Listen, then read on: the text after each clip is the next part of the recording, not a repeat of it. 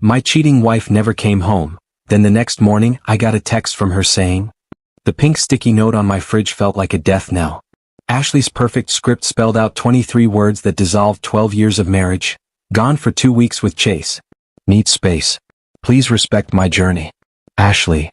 I stood in my boxers, still wearing yesterday's work shirt, clutching my morning coffee. It felt like the last normal thing I had, and as it turned out, I was right. My name is Jake Morrison and I'm a mechanic. It's not glamorous work, but it's honest. My hands are permanently stained with oil, my back aches from crawling under engines, and I usually smell more like WD-40 than cologne. Ashley used to say she loved that about me, the genuine grit of it all. That was before she discovered yoga pants, green smoothies, and apparently personal trainers named Chase. The house now felt like a museum exhibit. Failed marriage, American suburb edition. Everything was too neat, too carefully arranged. Ashley's vanilla candles still burned in the living room, their cloying sweetness mingling with the lingering scent of her expensive perfume. The security camera she'd insisted on installing last month suddenly made sense. She'd been planning this for a while. I walked to the kitchen window and gazed at our meticulously kept lawn. Mrs. Delaney from next door was already peeking through her blinds. In Millfield, news traveled faster than gossip at a church potluck. By noon, everyone would know Ashley Morrison had abandoned her mechanic husband for a younger man. The burner phone was hidden behind the coffee filters. Such an amateur move, really. I almost chuckled at the cliché, the cheating spouse's secret device straight out of a bad movie. But the messages inside were undeniably real. 3 months of explicit texts, selfies in my favorite flannel shirt, and hotel bookings that twisted my gut. Chase Brennan, 28 years old, a personal trainer at Elite Fitness, drove a leased Tesla, and apparently specialized in helping married women discover their inner goddess. His Instagram was a parade of shirtless gym selfies and motivational quotes about living your truth. He was the kind of guy who overused literally and considered protein powder a food group. I scrolled through their conversations, each message a fresh stab. Ashley, my practical wife who once scoffed at social media influencers, was now sending heart-eye emojis and planning romantic getaways. The woman who'd once called Chase a Ken doll with daddy issues, now referred to him as her soulmate. My phone buzzed. A text from my business partner, Mike. Saw Ashley's car at the airport. Everything okay? I typed back, never better. She's on a journey of self-discovery. What kind of journey? The kind that ends with divorce papers? The house phone rang. Ashley's voice on the answering machine, breathless and frantic. Jake, I know you're there. Pick up. We need to talk about this like adults. I'm not the villain here. We both know this marriage has been dead for years. I just had the courage to do something about it. Courage? Is that what she called abandoning her husband via post-it note? I poured another coffee and sat at our kitchen table, the very table where we'd planned our future, discussed kids, argued about money. Now it felt like a monument to my own foolishness. How long had she been orchestrating this? How many of our friends were in on it? How many pitying glances had I missed? The garage was my refuge. Always had been. I own Morrison's Auto Repair on the edge of town, a place where things made sense. Engines had problems. You diagnosed them, you fixed them. No hidden meanings, no emotional manipulation. Just honest work with predictable outcomes. Mike was waiting for me when I arrived, along with Tommy and Rick, my other mechanics. 3 guys who'd stuck with me for years, who understood that loyalty mattered. Boss, Mike said, avoiding my gaze. Heard about Ashley. News travels fast. Mrs. Patterson was in for an oil change this morning, said she saw Ashley loading suitcases at 5 a.m. Of course she did. Mrs. Patterson probably had a police scanner and a direct line to the town newspaper. So what's the plan? Tommy asked. I looked at my crew, Mike with his beer gut and endless supply of bad jokes, Tommy who could diagnose any engine problem by sound alone, Rick who was putting 2 kids through college on a mechanic's salary. These were my people, not Ashley's wine and cheese crowd who always made me feel like hired help at my own dinner parties. The plan is we work, I said. Same as always. But even as I said it, I knew everything had changed. Ashley had made her choice and now I had to make mine. The question was, would I be the victim in this story or something else entirely? By lunchtime, my phone had 17 missed calls from Ashley. I deleted them all without listening. The weekly rental above Frankie's boxing gym reeked of decades of sweat, shattered dreams, and industrial disinfectant. The walls were so thin I could hear every grunt, every punch landing on the heavy bag, every motivational speech Frankie delivered to kids who saw fighting as their ticket out of nowhere. was perfect. Ashley had been back from her journey for 3 days, and the panic in her voicemails was escalating beautifully. Turns out Chase had been delayed at customs. Something about passport irregularities. Amazing how a simple phone call to my buddy Derek, who worked border security, could instigate such random inspections. I was nursing my morning coffee when Mrs. Delaney knocked on my door. She clutched a casserole dish, her face alight with the glee of someone who'd won the neighborhood gossip lottery. "Jake, honey, I brought you some tuna noodle casserole. Figured you might need some home cooking." Translation: I want details and I'm bribing you with carbs. That's kind of you, Mrs. Delaney. Such a shame about Ashley. Though, between you and me, I always thought she was too big for her britches. Remember when she complained about my wind chimes being too loud? Wind chimes? Like the gentle sound of music was somehow offensive to her delicate sensibilities? I let her talk. In Millfield, Mrs. Delaney was better than any PR firm. By evening, her version of events would have permeated every coffee shop, hair salon, and church basement within a 10-mile radius. Of course, some folks are saying you drove her to it. Working all the time, never taking her anywhere fancy, she continued, watching my face carefully. But I told Marge Hendricks, I said, that man worked his fingers to the bone for that woman, and this is how she repays him. I appreciate the support, Mrs. Delaney. You know what? You need a good lawyer. My nephew Danny handles divorces. Took his own wife to the cleaners after she ran off with her Pilates instructor. Got the house, the car, and half her retirement fund. I mentally filed that information away. I'll keep that in mind. After she left, I walked downstairs to the gym. Frankie was coaching a teenager on footwork, barking combinations in his gravelly voice. Frankie had been a semi-pro boxer back in the day before a detached retina ended his career. Now he trained kids and middle-aged guys like me who needed to hit something. "Morrison," he called out. "You look like hell. Feel worse. Good. Anger makes you focused. Get changed." 20 minutes later, I was pounding the heavy bag, channeling 12 years of frustration through my fists. Each punch was a memory, Ashley rolling her eyes when I tracked mud indoors, Ashley forgetting to mention dinner parties until the last minute, Ashley introducing me as just my husband, as if I were a talking piece of furniture. "Your wife called here," Frankie said during my water break. "This morning? Wanted to know if you were acting erratically. Told her you seemed pretty rational to me, considering." The audacity was breathtaking. Ashley was worried about my mental state? The woman who'd abandoned her marriage for an Instagram influencer with the personality of a protein shake? What did you tell her? That if she was concerned about your well-being, maybe she shouldn't have run off with some muscled-up pretty boy. I laughed despite myself. Bet she loved that. Hung up on me. But she'll be back. Women like that, they can't stand not being in control of the narrative. Frankie was right. Ashley had spent our entire marriage curating my image, molding me into her version of an acceptable husband. The blue-collar guy with a heart of gold, rough around the edges but trainable. A project she could showcase to her friends. "Look how I've domesticated him." Well, the project was officially cancelled. I was walking back to my apartment when I saw it. My truck, parked in the gym's lot, had "Not Enough Man" spray painted across the hood in bright red letters. The rage hit me like a physical blow. This wasn't just vandalism, it was a message. Someone wanted me to know exactly how they viewed me, the inadequate husband who couldn't satisfy his wife. I called the police, more for the report than any real hope of justice. Officer Martinez arrived 20 minutes later, took photos, and asked the obvious questions. Did I have any enemies? Anyone who might want to harm me? "My wife left me for her personal trainer," I said. "Take your pick." Martinez nodded sympathetically. He'd been through his own divorce 2 years prior, another casualty of Millfield's relationship graveyard. "Could be random," he said, though his tone suggested otherwise. "You might want to install some security cameras. And Jake, watch your back. Domestic situations can escalate fast." After he left, I stood staring at my defaced truck. The paint job would cost $800, money that would have to come out of the business. But the true cost was the humiliation. Everyone who saw this truck would know precisely what it implied. My phone buzzed. A text from an unknown number. "How does it feel to lose everything?" I stared at the message, my mind racing. Ashley wouldn't text from a random number. She was too direct for games. Chase was too dumb for psychological warfare. So who was pulling the strings? I saved the number and headed upstairs. Time to stop playing defense. The answer came at 3 a.m. when insomnia led me to scroll through Ashley's social media like a masochist with a smartphone.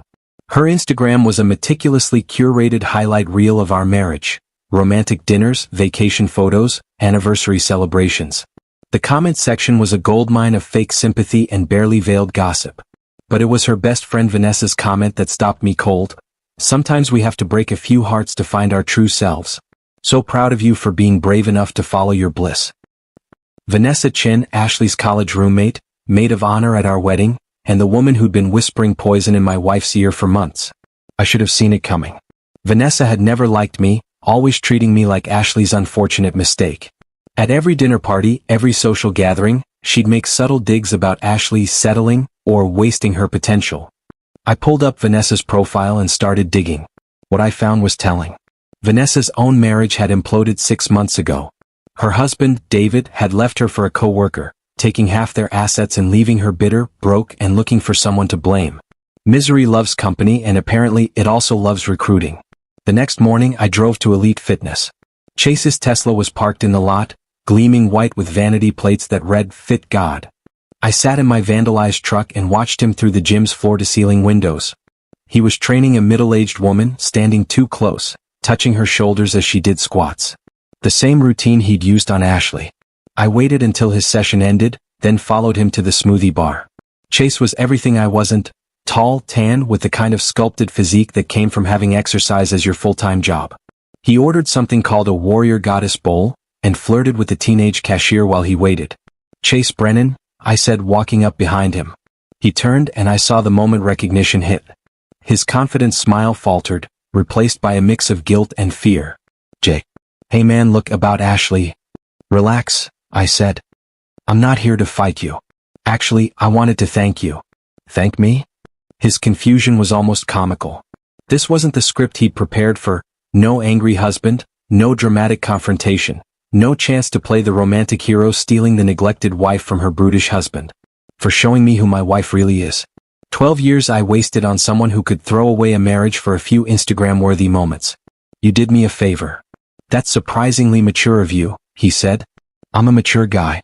In fact, I'm so grateful. I want to make sure everyone knows how happy you two are. Mind if I take a picture?" Before he could object, I snapped a photo of him holding his ridiculous smoothie bowl, looking bewildered and slightly panicked. The caption I posted on Ashley's Instagram later would read, "When you find your soulmate, every moment is a celebration. #blessed and grateful, #new beginnings." The comments started immediately. Ashley's professional contacts, her family, her book club friends, all seeing her husband publicly celebrating her affair. The humiliation was perfect, but I was just getting started. That afternoon, I paid a visit to Danny Hendricks, Mrs. Delaney's nephew and Millfield's most aggressive divorce attorney. His office, above the hardware store, was adorned with hunting trophies and law degrees from schools I'd never heard of. "Mrs. Delaney says you need a good lawyer," Danny said, leaning back in his chair. "She also says your wife's been stepping out with some pretty boy trainer." "That the situation?" "That's it." "How long have you been married?" 12 years. "Kids?" "No." "Property?" "House in both names." "I own my business outright." Danny smiled, his eyes glinting with predatory interest. "Any proof of the affair?" I showed him the burner phone, the text messages, the hotel receipts. His smile widened. "This is good. Real good. In this state, adultery affects asset division. We can make this very expensive for her." "I don't want her money," I said. "I want something else." "What's that?" "I want her to understand what it feels like to lose everything." Danny's expression shifted from professional to intrigued. "What did you have in mind?" I told him about Vanessa, about the social media campaign, about my suspicions that this whole thing was orchestrated. Danny listened, taking notes, occasionally nodding. "You know," he said when I finished, "most guys in your situation just want to get it over with. Take their lumps, split the assets, move on. But you're thinking strategically." "I'm a problem solver. Always have been." "Good, because I've got some ideas that might interest you." We talked for another hour, outlining a plan that was perfectly legal and absolutely devastating. By the time I left Danny's office, I felt something I hadn't experienced in months: hope. My phone rang as I was walking back to the truck. Ashley's number. "Jake, we need to talk." "Do we?" "That post on my Instagram. You can't do things like that. It's humiliating." "Humiliating for who?" "For both of us. People are asking questions. My boss saw it. My mother called crying. Sounds like a personal problem. Jake, please. I know you're hurt, but we're adults. We can handle this maturely. Like leaving a note on the fridge? That kind of maturity? Silence. I want to come get my things. When? Tonight? 7. I'll make sure the door's unlocked. After I hung up, I called Mike at the shop. I need a favor, I said. And bring Tommy and Rick. We're going to have some fun. Ashley arrived at 7 sharp, driving her silver BMW like she was approaching a crime scene. She'd brought backup. Vanessa sat in the passenger seat, probably there to provide moral support and witness protection. I watched from my apartment window as they sat in the car for 5 minutes, having what looked like an intense conversation. Finally they got out.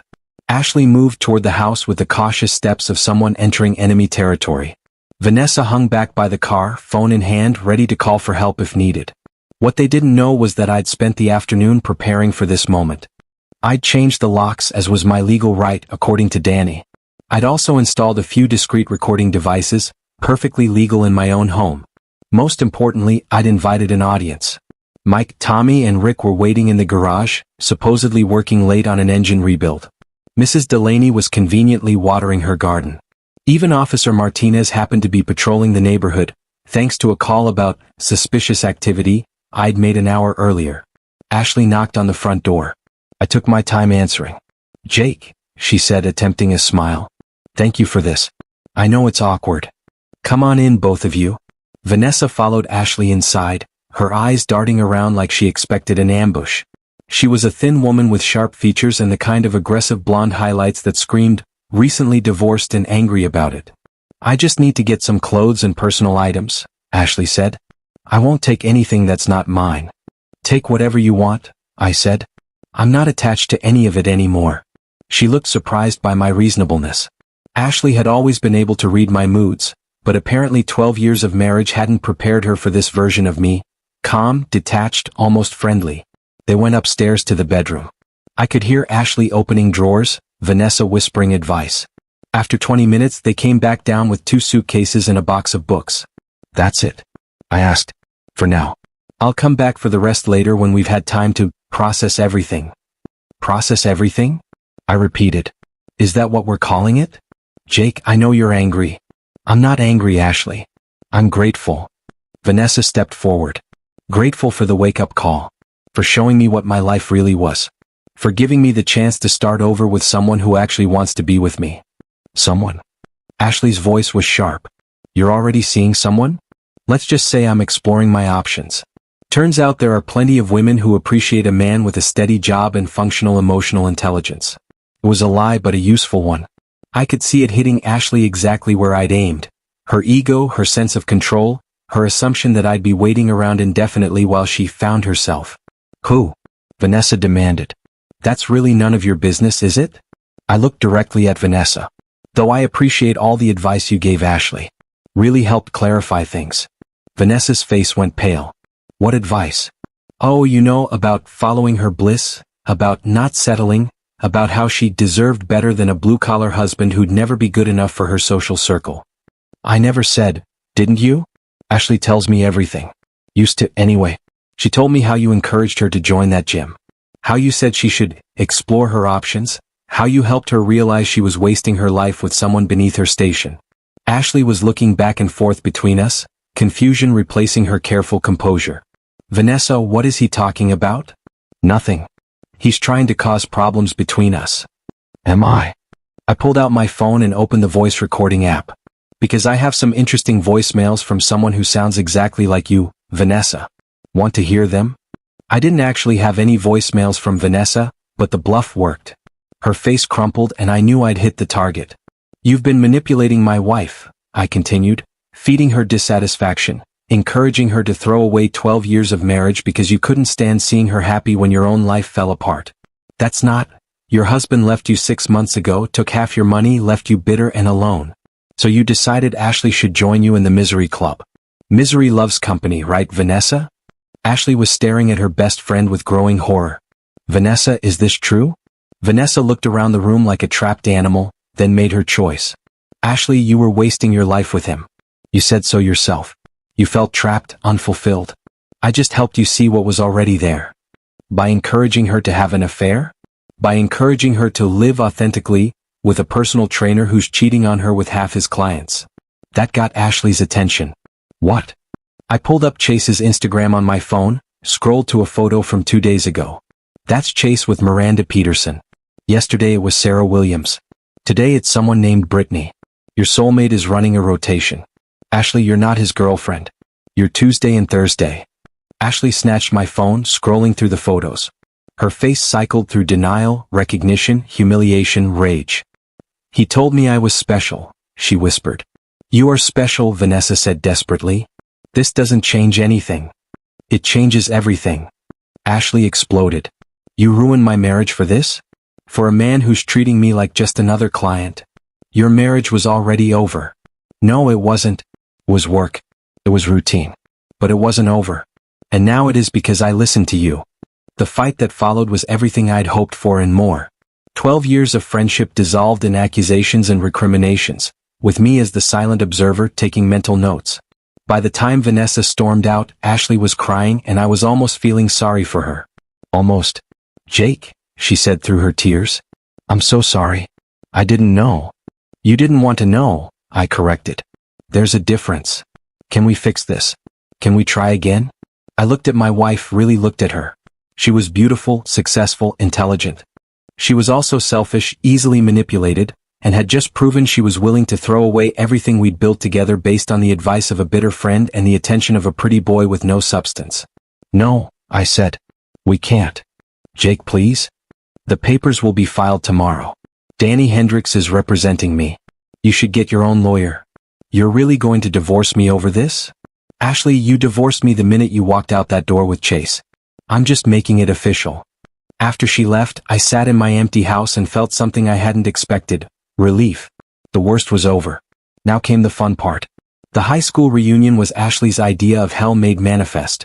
A gymnasium full of people she'd spent 20 years trying to impress, all gathered to judge each other's life choices. She'd been dreading it for months, which made it the perfect venue for my final act. It had been 6 weeks since our confrontation.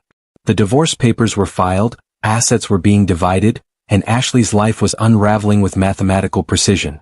Chase had dumped her the day after I'd exposed his Instagram rotation. Her job at the PR firm was in jeopardy after her personal drama started affecting her professional relationships. Vanessa had moved to Phoenix, cutting all ties with Millfield and taking her poisonous influence with her. I meanwhile was thriving. The shop was busier than ever.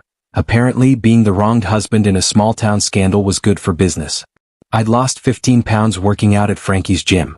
I'd even been on a few dates, nothing serious, but enough to remind me that there were women in the world who didn't see me as a project to be improved. The reunion was held at Millfield High, in the same gymnasium where Ashley had been homecoming queen and I'd been the guy who fixed the sound system for school plays. The irony wasn't lost on me. I arrived fashionably late, wearing a new suit that actually fit, feeling better than I had in years. The gym was decorated with balloons and streamers in the school colors, round tables scattered across the basketball court, a DJ playing hits from our graduation year. Ashley was already there, standing near the punch bowl with a forced smile and desperate eyes. She'd lost weight too, but not in a healthy way. Stress and heartbreak had carved hollows in her cheeks and put shadows under her eyes. She wore a red dress that probably cost more than my truck payment. Armor against the judgment she knew was coming. Jake. Karen Murphy, our class president, appeared at my elbow. You look fantastic. I heard about you and Ashley. I'm so sorry. Don't be, I said. Best thing that ever happened to me. Karen's eyes widened. This wasn't the response she'd expected from the wronged husband. Really? Really? Turns out there's life after marriage to the wrong person. Word spread quickly through the room. Jake Morrison wasn't broken, wasn't bitter, wasn't hiding at home, licking his wounds. He was confident, successful, and apparently doing just fine without his cheating wife. I worked the room like a politician, catching up with old classmates, telling edited versions of my story that cast me as the hero rather than the victim. The narrative was simple. I'd married young, worked hard to build a life, and discovered my wife wasn't the person I thought she was. Now, I was free to find someone who actually appreciated me. Meanwhile, Ashley was getting the other treatment. The sympathetic head tilts, the carefully worded questions, the subtle judgment disguised as concern. Everyone knew about Chase, about the affair, about how she'd left her husband via post-it note. In a room full of people who'd known us both since we were teenagers, There was no hiding from the truth. The DJ called for attention around 9 p.m. "Ladies and gentlemen, we have a special request from one of our classmates. Jake Morrison has something he'd like to share." I hadn't requested anything, but I wasn't about to waste the opportunity. I walked to the microphone, looked out at the sea of faces and found Ashley's eyes across the room. "Thank you all for being here tonight," I began. "It's great to see everyone, to catch up on old times and see how far we've all come." Polite applause. "Some of you know that Ashley and I are getting divorced. It's been a difficult time, but also a learning experience. I've learned a lot about loyalty, about friendship, about the difference between the person you marry and the person they become." The room was dead silent now. Ashley looked like she wanted to disappear. "I've learned that some people will stick with you through anything, and others will abandon you the minute something better comes along. I've learned that trust, once broken, can't be repaired with apologies and promises. Most importantly, I've learned that sometimes the worst thing that happens to you turns out to be the best thing." I paused, letting that sink in. Ashley leaving me for her personal trainer was devastating at first. But it also freed me from a marriage that had become a performance, a life that was more about appearances than happiness. It showed me who my real friends were, and it gave me the chance to start over with someone who actually wants to be with me. Murmurs rippled through the crowd. Ashley's face was white. "So, I want to thank Ashley publicly for having the courage to show me who she really is. For teaching me that sometimes you have to lose everything to realize you didn't have anything worth keeping in the first place." The silence was deafening. I handed the microphone back to the DJ and walked off the makeshift stage, leaving Ashley to deal with the aftermath. She found me in the parking lot 20 minutes later, tears streaming down her face. "How could you do that to me?" she demanded. "In front of everyone we know." "Do what?" "Tell the truth." "Humiliate me." "You humiliated yourself, Ashley." "I just refused to pretend otherwise." "I made a mistake." "You made a choice. You chose Vanessa's advice over our marriage. You chose Chase over me. You chose to leave by a post-it note instead of having an adult conversation. Those weren't mistakes. They were decisions." I was confused. "You were selfish. There's a difference." She stood there crying, and for a moment I almost felt sorry for her. Almost. "You wanted a villain, Ashley. You needed me to be the inadequate husband, the man who wasn't enough, the obstacle standing between you and your authentic life. Congratulations, you got your wish.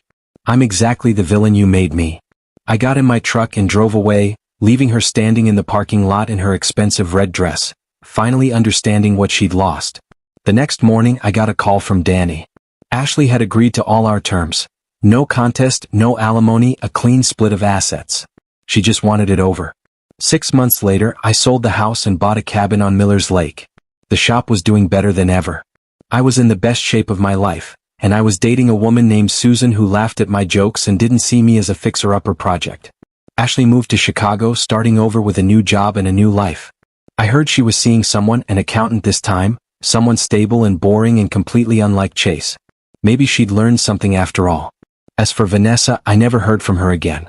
Phoenix was probably far enough away to start fresh, to find new friends to manipulate and new marriages to sabotage. I kept the burner phone as a reminder, not of what I'd lost, but of what I'd gained. Sometimes the worst betrayal is also the greatest gift, showing you exactly who you're dealing with before it's too late to do something about it. They say the best revenge is living well. They're wrong. The best revenge is becoming the person your enemies forced you to be and discovering you like that person better than who you were before. I was no longer the accommodating husband, the man who made himself smaller to make others comfortable, the guy who fixed everyone else's problems while ignoring his own. I was something new, something harder, something that wouldn't be taken advantage of again. Ashley had wanted me to be the villain in her story of self-discovery and authentic living. Instead, I became the hero of my own story. The man who refused to be destroyed by betrayal and came out stronger on the other side. She'd created a monster, all right, just not the kind she'd expected.